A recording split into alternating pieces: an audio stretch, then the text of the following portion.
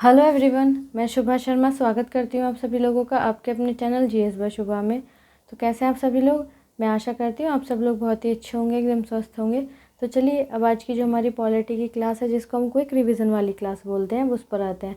सो आप लोगों को पता ही है इसमें जो हमारा टॉपिक चल रहा है वो हमारा कौन सा टॉपिक चल रहा है। हम हमारे सुप्रीम कोर्ट यानी कि उच्चतम न्यायालय के बारे में पढ़ रहे हैं। तो उसमें हमने 124 आर्टिकल से लेके 134 तक पढ़ लिया था, मतलब 134 के एक लॉज तक हमने कंप्लीट कर लिया था। तो अब जब हम करने वाले हैं हम आर्टिकल 135 से लास्ट जितने भी आर्टिकल्स आते हैं सुप्रीम कोर्ट से रिलेटेड, चाहे वो किसी भी पोर्शन से हो, ठीक है, मतलब हमारे कॉन्स्टिट्यूशन के किसी भी पार्ट से हो, वो चाहे वो राष्ट्रपति से रिलेटेड हो या फिर वो संसद से रिलेटेड हो, लेकिन जहाँ सुप्रीम कोर्ट की बात आती है, जो हमारा उच्चतम न्यायालय है, जहाँ उसकी बात आती है, उससे रिलेटेड जो भी आर्टिकल्स हैं वो हम कंप्लीट कवर कर लेंगे। ठीक है, तो चलिए अब हम आते हैं हमारे आर्टिकल 135 की तरफ। कौन से आर्टिकल, यानी हम कह सकते हैं अनुच्छेद 135, कह सकते हैं अनुच्छेद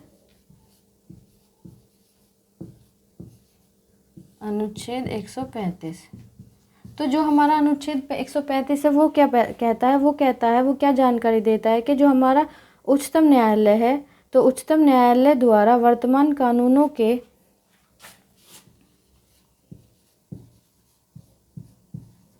उच्चतम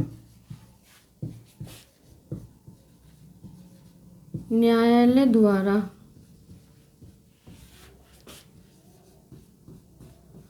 वर्तमान कानूनों के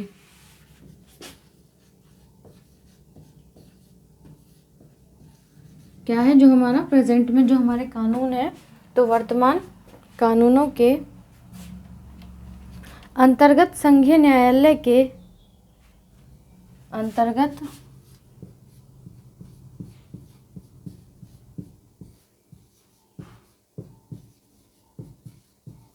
संघीय न्यायालय के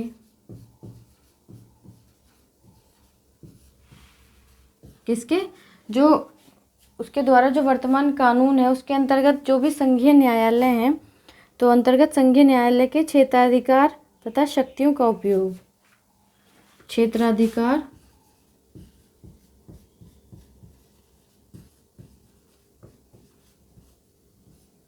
तथा शक्तियों का उपयोग।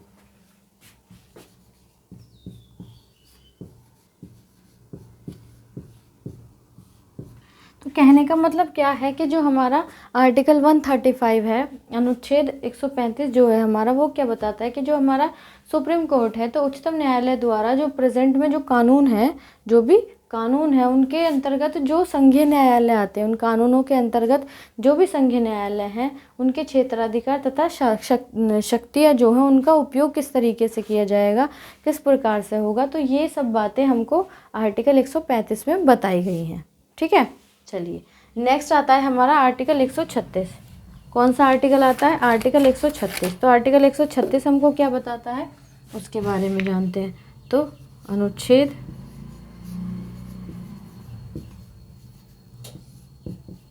136, तो जो हमारा अनुच्छेद 136 है वो क्या कह रहा है कि जो उच्चतम न्यायालय है, तो उच्चतम न्यायालय द्वारा अपील के लिए विशेष अवकाश, उच्चतम न्यायालय द्वारा उच्चतम न्यायालय द्वारा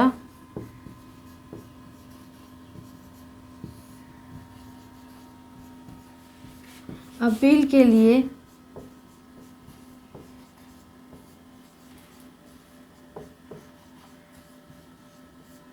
किसके, जो हमारा सुप्रीम कोर्ट है उसके द्वारा जो अपील है, तो उच्चतम न्यायालय द्वारा अपील के लिए विशेष अवकाश, क्या है, विशेष अवकाश।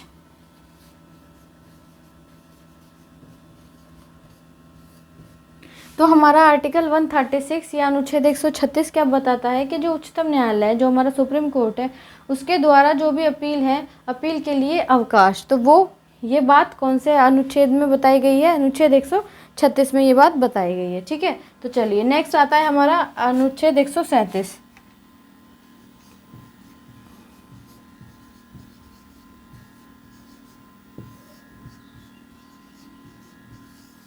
कौन सा आता है? अनुच्छेद 137। तो अनुच्छेद 137 क्या कहता है कि जो उच्चतम न्यायालय है, उच्चतम न्यायालय द्वारा निर्णयों अथवा आदेशों की समीक्षा, उच्चतम न्यायालय द्वारा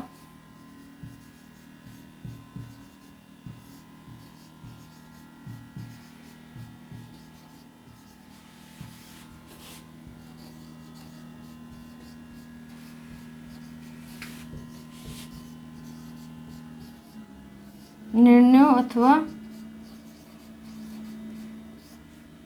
आदेशों की समीक्षा।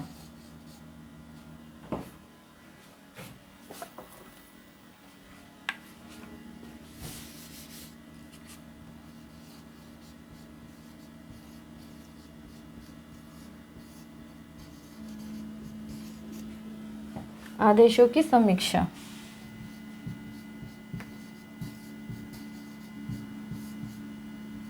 तो हमारा आर्टिकल 137 क्या बताता है कि जो उच्चतम न्यायालय है उसके द्वारा जो भी निर्णय है या फिर अथवा आदेश है उनकी समीक्षा करना। ठीक है, मतलब कोई भी निर्णय या फिर कोई भी आदेश है तो उच्चतम न्यायालय क्या करेगा? उनकी समीक्षा करेगा। किसके द्वारा उनकी समीक्षा करना? उच्चतम न्यायालय द्वारा। तो ये बात हमारे कौन से आर्टिकल में बताई गई है? इस बारे में जो बात कही गई है वो हमारे आर्टिकल 137 यानी कि अनुच्छेद 137 में कही गई है या बताई गई है। ठीक है, तो आई होप इतनी बात आपको क्लियर हो गई होगी। चलिए अब चलते हैं नेक्स्ट हमारे आर्टिकल 138 की तरफ। ठीक है,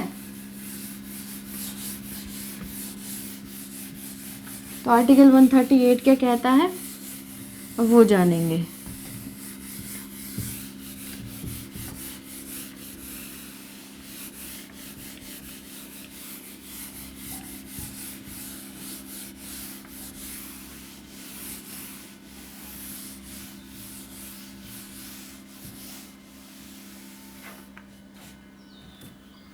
अनुच्छेद 138।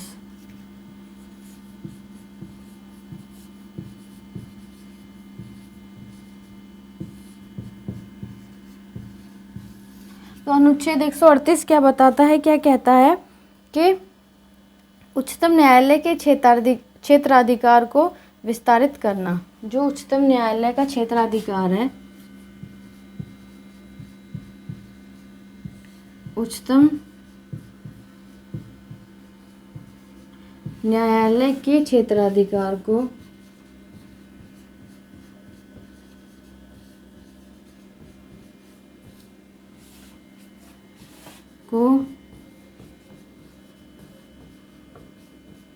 विस्तारित करना। ठीक है, मतलब जो हमारा उच्चतम न्यायालय है उसका जितना भी क्षेत्राधिकार है, जितना भी उसका क्षेत्र आता है उसको और ज़्यादा एक्सपेंड करना, उसको और ज़्यादा विस्तारित करना। तो ये कौन से आर्टिकल के तहत हो सकता है या इस बारे में कौन से आर्टिकल में बताया गया है? यदि आर्टिकल 138 अनुच्छेद 138 में मतलब क्या है कि जितना सुप्रीम कोर्ट का जितना क्षेत्राधिकार है, जितना एरिया आता है, तो उससे अगर वो थोड़ा उसको एक्सपेंड करना चाहता है तो वो किस आर्टिकल के तहत कर सकता है? कि आर्टिकल 138 के तहत वो उसको एक्सपेंड और विस्तारित कर सकता है। ठीक है, तो आई होप इतनी बात आपको क्लियर हो ही गई होगी। नेक्स्ट आता है हमारा आर्टिकल 139 अनुच्छेद 139।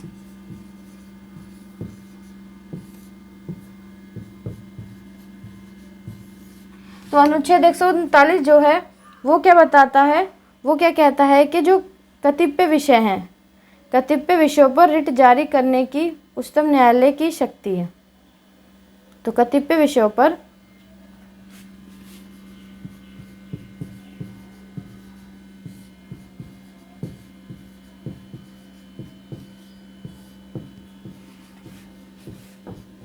रिट जारी करने की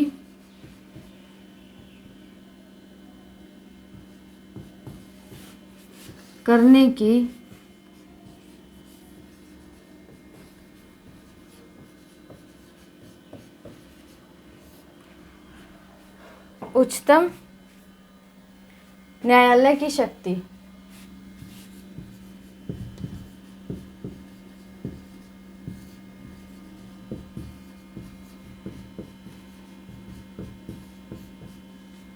तो जो भी कतिपय विषय होते हैं उनके अगेंस्ट उन पर जो रिट जारी करता है सुप्रीम कोर्ट, तो उसकी रिट जारी करने की जो शक्तियां हैं वो कौन से आर्टिकल में निहित है या कौन से आर्टिकल के तहत है सुप्रीम कोर्ट को? आर्टिकल 139 या फिर हम कह सकते हैं अनुच्छेद 139। ठीक है, तो आई होप इतनी बात आपको क्लियर हो गई होगी।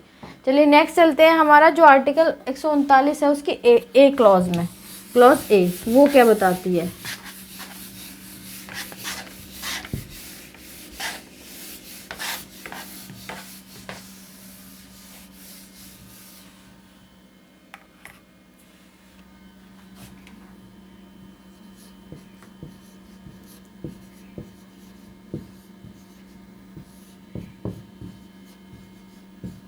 क्लॉज ए, तो आर्टिकल 139 की क्लॉज ए जो है वो क्या बताती है कि कुछ मामलों का स्थानांतरण, कुछ मामले हैं उनका स्थानांतरण करना, तो कुछ मामलों का स्थानांतरण।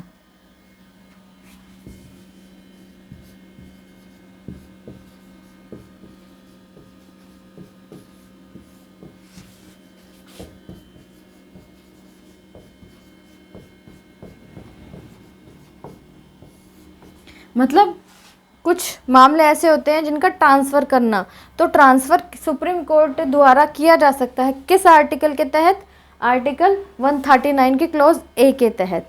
ठीक है, यदि सुप्रीम कोर्ट क्या करता है, कुछ मामले होते हैं उनको उनका ट्रांसफ़र करता है किसी तरीके से, कोई रीज़न हो किसी वजह से, तो वो कौन से आर्टिकल के तहत कर सकता है या कौन से आर्टिकल के तहत उसको अधिकार है? तो आर्टिकल 139 में इस बारे में बताया गया है।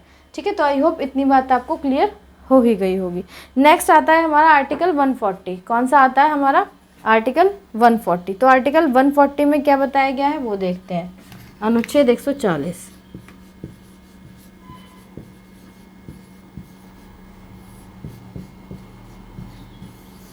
तो अनुच्छेद 140 क्या कह रहा है?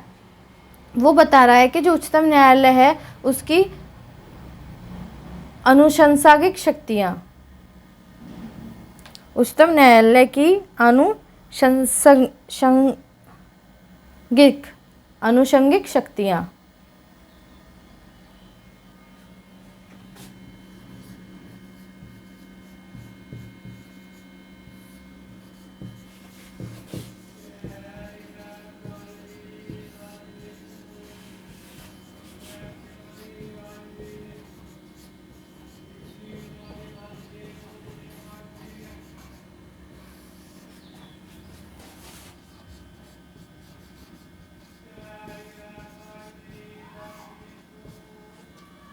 जो हमारा सुप्रीम कोर्ट है, जो हमारा उच्चतम न्यायालय है, उसकी आनुषंगिक जो शक्तियां हैं, आनुषंगिक जो भी पावर्स हैं, जो भी शक्तियां हैं, तो वो कौन से आर्टिकल के तहत बताई गई हैं या कौन से आर्टिकल में निहित है? या आर्टिकल 140 या अनुच्छेद 140 में। तो हम कह सकते हैं कि जो हमारा अनुच्छेद 140 है वो सुप्रीम कोर्ट से संबंधित क्या जानकारी देता है या उसकी विषय वस्तु क्या है कि जो हमारा उच्चतम न्यायालय है, जो हमारा सुप्रीम कोर्ट है, उसकी जो अनुषांगिक जो शक्तियां हैं जो उसकी, तो उनको 140 जो आर्टिकल है वो बताता है। ठीक है, तो आई होप इतनी बात भी आपको समझ आ ही गई होगी। नेक्स्ट आता है हमारा आर्टिकल 141। कौन सा आर्टिकल आता है? अनुच्छेद 141।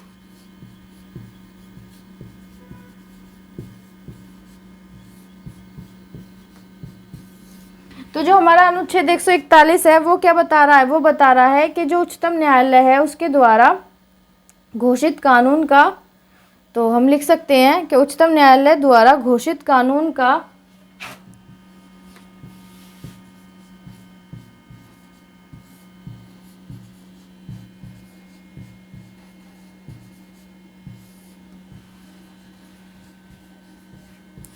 घोषित कानून का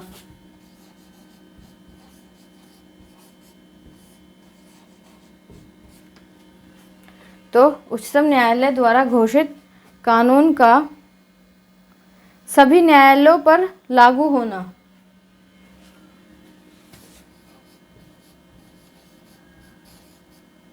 सभी न्यायालयों पर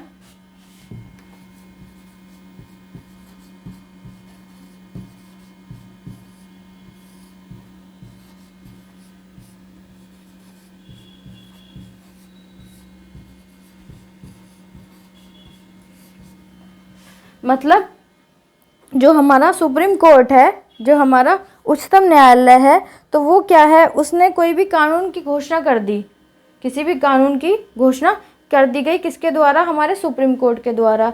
तो उस कानून की या उसके द्वारा जो घोषित कानून है, तो वो जो घोषणा है वो सभी न्यायालयों पर लागू हो जाती है। मतलब जो सुप्रीम कोर्ट के जितने भी अधीनस्थ न्यायालय हैं, जितने भी उसके अंडर में जितने भी कोर्ट्स आते हैं, तो उनके द्वारा क्या की जाती है, वो लागू की जाती है। ठीक है, तो ये क्या है, ये कौन से आर्टिकल के तहत है, आर्टिकल 141, या फिर हम कह सकते हैं कि अनुच्छेद 141 के तहत जो सुप्रीम कोर्ट है या उच्चतम न्यायालय है, उसके द्वारा घोषित कानून का सभी न्यायालयों पर लागू होना। तो ये कौन से आर्टिकल के तहत लागू होता है, आर्टिकल 141 के तहत। ठीक है, चलिए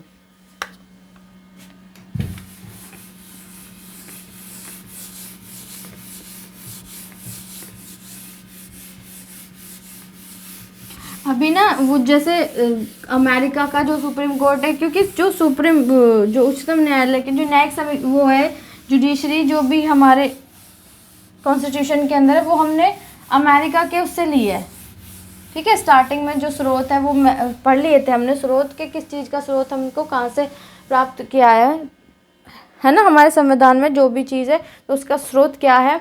तो ये कंप्लीट होने के बाद जो अमेरिका का उच्चतम न्यायालय है और जो इंडिया का उच्चतम न्यायालय है, उन दोनों में क्या डिफरेंस है, उन डिफरेंस के बारे में भी एक बार पढ़ लेंगे, क्योंकि एज इट इज़ जो अमेरिका के अंदर है बिल्कुल जस्ट ऐसा ही इंडिया के अंदर ऐसा नहीं है, उनमें कुछ डिफरेंस है। तो क्या क्या डिफरेंस है वो हम पढ़ लेंगे। ठीक है, चलिए हम नेक्स्ट आते हैं आर्टिकल 142 की तरफ, अनुच्छेद 142।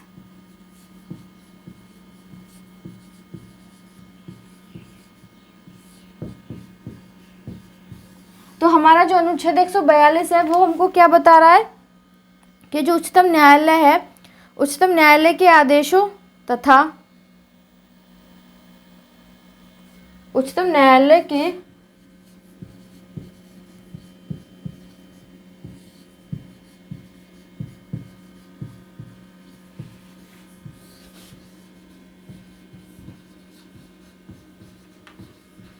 आदेशों तथा क्या चीज, जो उच्चतम न्यायालय है उसके आदेशों तथा साथ ही अन्वेषण आदि से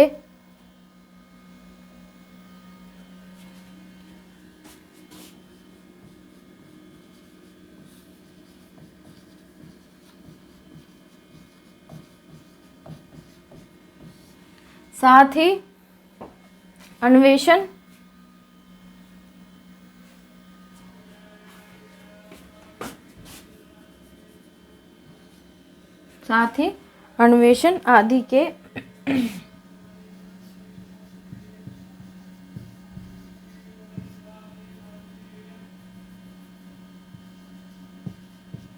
किसके, अन्वेषण आदि से संबंधित आदेशों का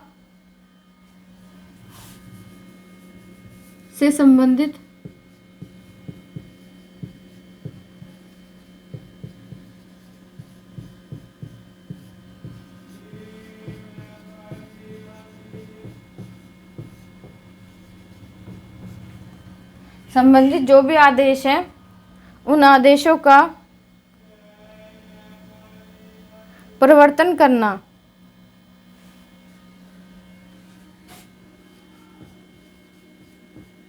क्या करना, परिवर्तन करना। मतलब कहने का क्या है कि जो हमारा आर्टिकल 142, आर्टिकल 142 है या अनुच्छेद 142 है, उसकी विषय वस्तु क्या है कि जो सुप्रीम कोर्ट है, जो उच्चतम न्यायालय है, उसके उच्चतम न्यायालय के जो आदेश हैं, आदेशों तथा साथ ही जो उसके अन्वेषण है, उन अन्वेषण आदि जो भी संबंधित आदेशों का परिवर्तन करना। तो ये बात कौन से आर्टिकल के तहत कही गई है या बताई गई है, आर्टिकल 142। ठीक है, चलिए आई होप इतनी बात आपको क्लियर हो गई होगी। अब आते हैं नेक्स्ट आर्टिकल 143 की तरफ, अनुच्छेद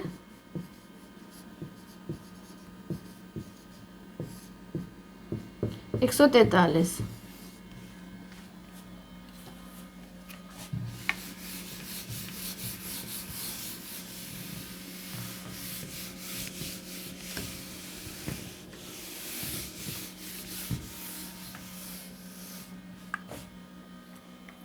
तो राष्ट्रपति की उच्चतम न्यायालय से सलाह करने की शक्ति, तो राष्ट्रपति की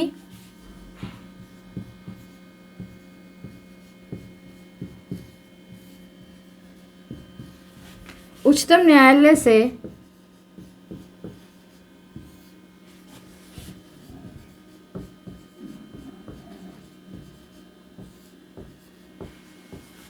सलाह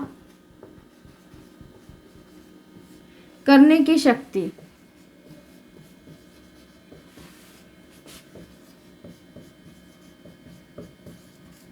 जो हमारा सुप्रीम कोर्ट है, तो उससे क्या है, जो हमारे राष्ट्रपति हैं वो एडवाइस ले सकते हैं या मतलब सलाह ले सकते हैं, सलाह आदि किसी भी विषय पर।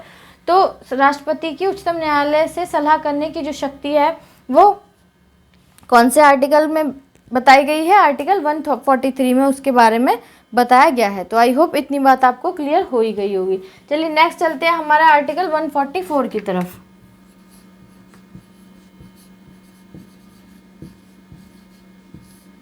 एक 144 की तरफ, ठीक है। तो अनुच्छेद 144 क्या बताता है कि जो सिविल और न्यायिक अधिकार हैं, सिविल तथा न्यायिक अधिकारियों का, जो भी अधिकारी हैं सिविल तथा न्यायिक, तो हम कह सकते हैं कि सिविल तथा न्यायिक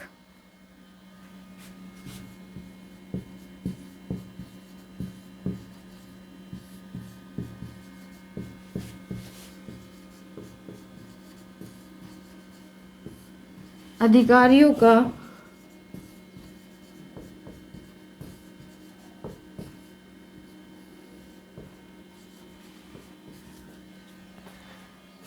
जो भी सिविल और जो न्यायिक अधिकारी हैं तो उनका उच्चतम न्यायालय का सहायक होना,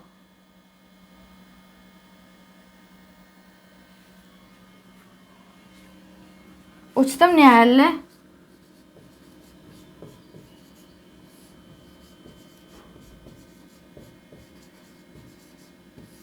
का सहायक होना।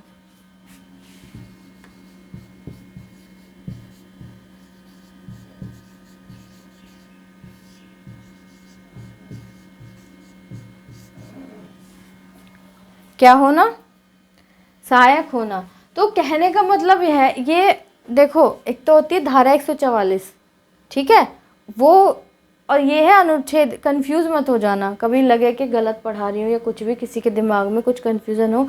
वो धारा होती है, वो सेक्शन होती है, वो आईपीसी, सीआरपीसी, वो उसके तहत होती है। लेकिन यहाँ हम आर्टिकल्स के बारे में पढ़ रहे हैं, अनुच्छेदों के बारे में पढ़ रहे हैं। तो आर्टिकल जो 144 है या अनुच्छेद 144 है, तो वो क्या बता रहा है हमको कि जो सिविल और जो न्यायिक अधिकारी होते हैं, मतलब सिविल से रिलेटेड और जो न्याय से रिलेटेड जो भी अधिकारी होती हैं, न्यायिक क्षेत्र से, सिविल क्षेत्र से रिलेटेड, उनका क्या है, अधिकारियों का उच्चतम न्यायालय का सहायक होना। तो ये सब कौन है? उच्चतम न्यायालय के सहायक हैं। तो कौन से आर्टिकल में इसके बारे में बताया गया है? अनुच्छेद 144 या आर्टिकल 144, ठीक है। तो आई होप इतनी बात आपको क्लियर हो ही गई होगी। चलिए नेक्स्ट आता है हमारा 144 का क्लॉज ए, वो ऊपर नोट कर लेंगे, नीचे कभी वो ना आ पाए, अच्छे से दिखे ना, तो ऊपर ही समझ लेंगे उसको, ठीक है।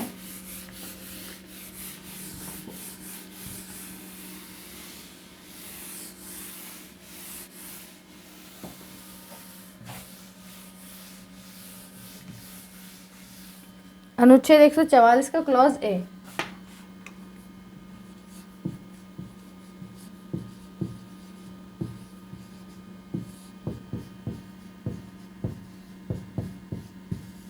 तो आर्टिकल 144 का क्लॉज ए क्या बता रहा है कि जो कानून है, कानूनों की संवैधानिक वैधता,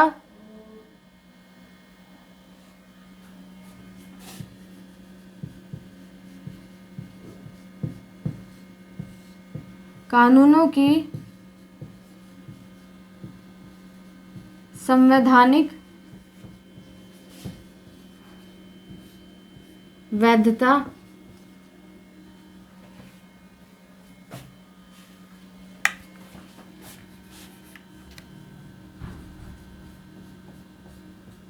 जो भी कानून है उनकी जो संवैधानिक वैधता है से जुड़े प्रश्नों के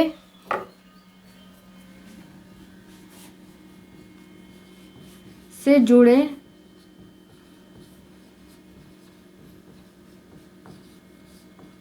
प्रश्नों के, उससे जुड़े जो भी प्रश्न हैं उन प्रश्नों के विस्तारण के लिए विशेष प्रावधान।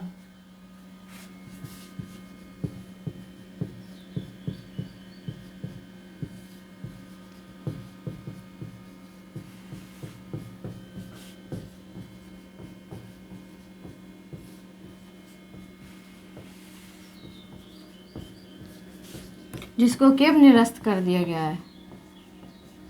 क्या कर दिया गया है? निरस्त कर दिया गया है। मतलब 144 का जो क्लॉज ए है वो क्या बताता था क्योंकि अब नहीं, अब उसको ख़त्म कर दिया गया है कि जो कानून है, कानूनों की जो संवैधानिक वैधता है, उससे जुड़े जो भी प्रश्न हैं उनका विस्तारण के लिए विशेष प्रावधान, तो ये अब इसको निरस्त कर दिया गया है, इसको ख़त्म कर दिया गया है। ठीक है, तो आई होप इतनी बात आपको क्लियर हो गई होगी। नेक्स्ट आते हैं हम अपने आर्टिकल 145 की तरफ। ठीक है,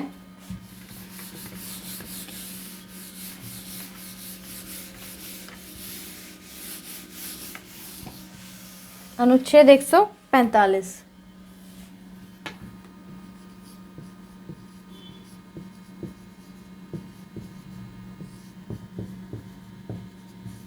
तो जो हमारा अनुच्छेद 145 है वो क्या बताता है? न्यायालय के नियम इत्यादि।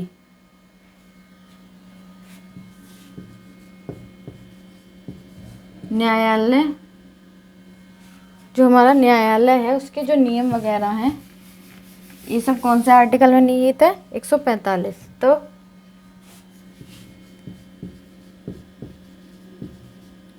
न्यायालय के नियम इत्यादि। क्या जो न्यायालय है उसके नियम वगैरह जो हैं वो कौन से आर्टिकल में आते हैं? आर्टिकल 145 या अनुच्छेद 145। ठीक है, तो आई होप इतनी बात आपको क्लियर हो गई होगी। चलिए नेक्स्ट आता है हमारा आर्टिकल 146। क्या आता है? अनुच्छेद 146।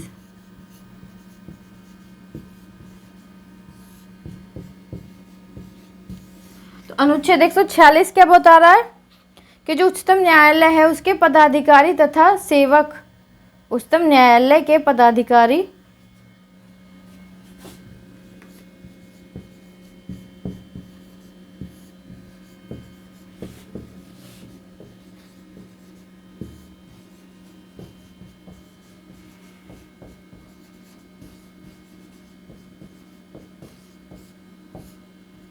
कौन? उच्चतम न्यायालय के पदाधिकारी तथा सेवक एवं व्यय इत्यादि, तथा सेवक एवं व्यय इत्यादि।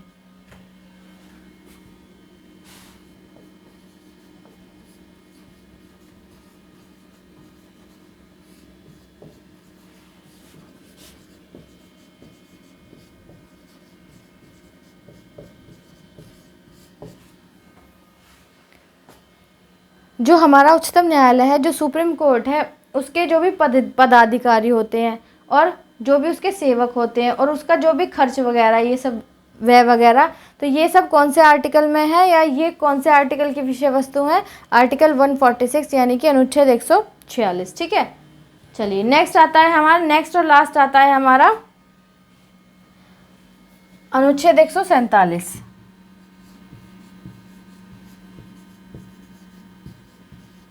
अनुच्छेद 147। अनुच्छेद 147 किसके बारे में बता रहा है? उसकी विषय वस्तु क्या है? व्याख्या। मतलब सुप्रीम कोर्ट की व्याख्या कौन सा अनुच्छेद करता है?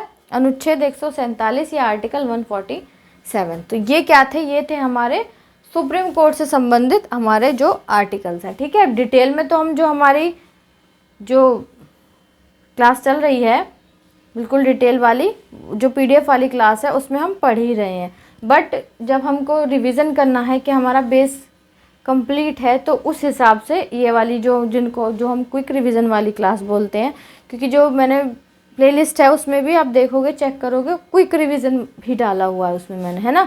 तो ये सब हम उस वजह से कर रहे हैं। ठीक है, चाहे आपका कोई भी एग्ज़ाम हो, इससे बाहर क्वेश्चन आपका नहीं आएगा। ठीक है, तो आज की क्लास आपको कैसी लगी है तो प्लीज़ आप कमेंट में ज़रूर बताइएगा। अगर अच्छी लगी तो प्लीज़ क्लास को लाइक ज़रूर कीजिएगा और बच्चों तक भी शेयर कीजिएगा, ताकि और लोग भी चैनल से जुड़ सकें और डिटेल में जीएस पढ़ सकें। अगर आप इस चैनल पर नए हैं, पहली बार आए हैं, तो प्लीज़ चैनल को सब्सक्राइब ज़रूर कीजिएगा, वीडियो को लाइक भी कीजिएगा और बेल आइकन को प्रेस कीजिएगा, ताकि जब मैं वीडियो अपलोड करूँ तो आप लोगों तक नोटिफिकेशन आ जाए और आप लोग अपनी पढ़ाई को कंटिन्यू कर सकें। ठीक है गाइज़, सो आज के लिए इतना ही है। अब मिलते हैं कल की क्लास में, तब तक के लिए थैंक यू वेरी मच।